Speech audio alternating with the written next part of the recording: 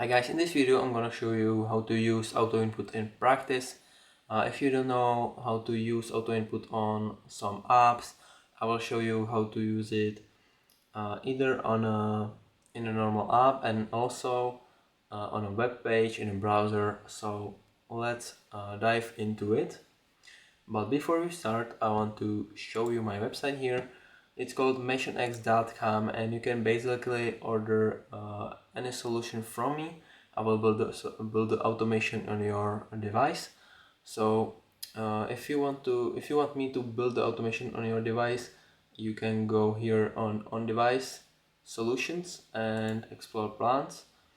You can just scroll through this website and you will find very interesting information. I also offer server plans where the automation runs on my side while you just give me a guide what you need to automate, and I will build the automation for you and I will do the maintenance. So yeah, if you're interested in that, make sure to take a look at this website. But now let's take a look on our phone here. I will create an automation for YouTube, some basic automation, and also in a web page. So let's try it. I will first open Tasker and create a new task. So UI automations, and let's use auto input. I do have a separate video for auto input, how to set it up, etc. So if you're interested in that, make sure to take a look on that video as well. Let's go to actions v2. I will use this version 2 actions. They are newer, and yes, we will need help, and we will wait for a moment, because first we will open YouTube and then we will try to click something. So let's find the element to wait for. Let's open YouTube and let's, for example, go to my channel. So you will just move the box like that after it's pointing on your button. Then you will click this box. And then you see the elements here, what it found. So what can I see here is that this is an image view, probably not clickable, but could be. And it's in some thumbnail, so that's definitely not my definitely not my icon here, my profile. Neither this is. So yeah, button and description U. That's definitely what I'm looking for here. It's always more professional to find the element by its text other than click a position. So we will confirm this text, first found, and sure. We just try to wait for it, and now we will try to click it. So we will add more actions, we will click, and we will click the same element. We will find it by element, by text, and yes. Now note that it isn't professional to only look for the button when you know it's text. It's also better if you can tell Tasker next to it is this subscription tab, so make sure that that's near. So this nearby text, you will just click here on nearby text, sorry, and you will just input here subscriptions, and that basically ensures that if some video is here in the For You page and one of the videos has you in the name, it won't click the video, but it will click my profile. So if we try it, it works. And now I would wait. So let's choose wait and 500 milliseconds. We don't need to do that now. And now let's open our channel. So let's try to find this view channel text. I know that this YouTube app is built in something like React, so it isn't really good for Tasker. It doesn't have much IDs, etc. These elements aren't really findable, I guess. So let's try to find this text by element. And it doesn't seem that there is this element. It doesn't seem that it can find the element really. So in this scenario, we can also try to find it by its text. So let's see what texts are there. View, no, view channel is not here.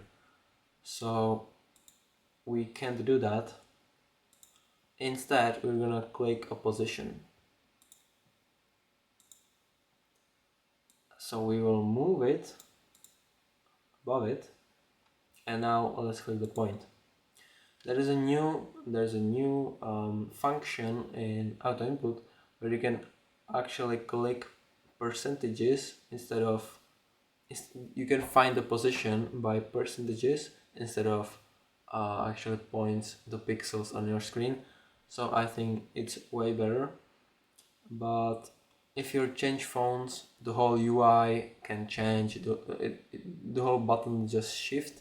So I would recommend to use percentages, but it doesn't mean it's instantly reliable, you know. So yeah, we will click it and it opened our channel. So we don't need any more actions. We will go back to Tasker and we're gonna click the stick icon to save. Now what we need to do in the beginning is to open YouTube application. So launch YouTube, and now if you're opening the app and you're expecting it to be the same way as if you opened it for the first time, I recommend taking this. Always start a new copy. It's very good because it will open the app like for the first time basically. Let's save it and let's try if it works. And it opened our channel on its own. So that's, for example, an automation you would want to use if you needed something, I don't know, edit some videos. It could be done in Tasker. But in this case, if you would want to like rename your videos or something, I don't know even what would you want to do, or post videos, for example, it could be done in Tasker, and with no effort it could be done by texting me basically that you want to do something similar on my server. I will build automation for you and place it on my server, and you wouldn't need to care about anything anymore. So that's how it works. Now let's see if we can interact with a website. So I will use the browse URL action. Most of the apps are nowadays built on website applications, so you will probably need this. You will probably need to interact with the website.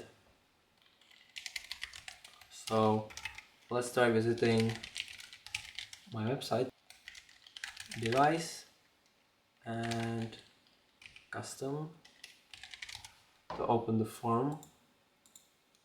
Let's try it now. And now we have the form. So how to interact with these elements, how to put text here, and click next. Let's try if we can do that with AutoInput if it sees the elements. So new action, plugin, AutoInput, actions v2, pencil, actions to perform,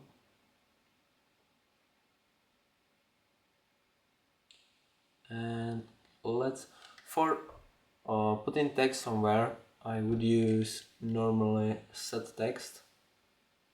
So let's find the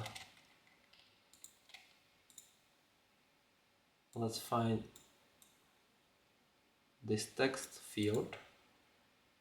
If it sees the ID, and it does, because I set it that way.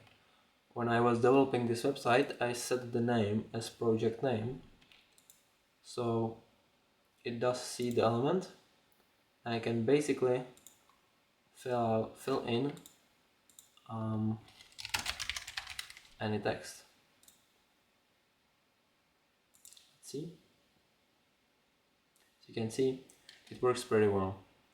But on some websites, people don't give names to their fields, and in those cases, you're basically incapable of putting text in the fields.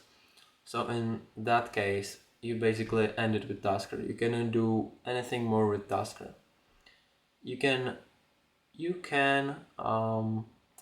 click the field with XY position probably, and then simulate tapping on the keyboard. That isn't a good solution. In that case, a good solution would be to create a normal website automation, which wouldn't be even created on Android device.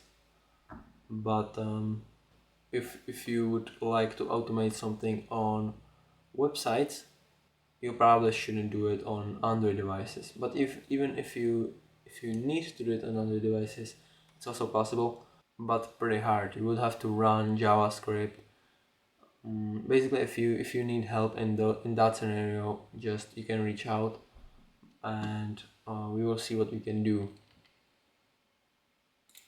Okay guys, so that will be everything for today. I hope you enjoyed this video, and have a nice day guys.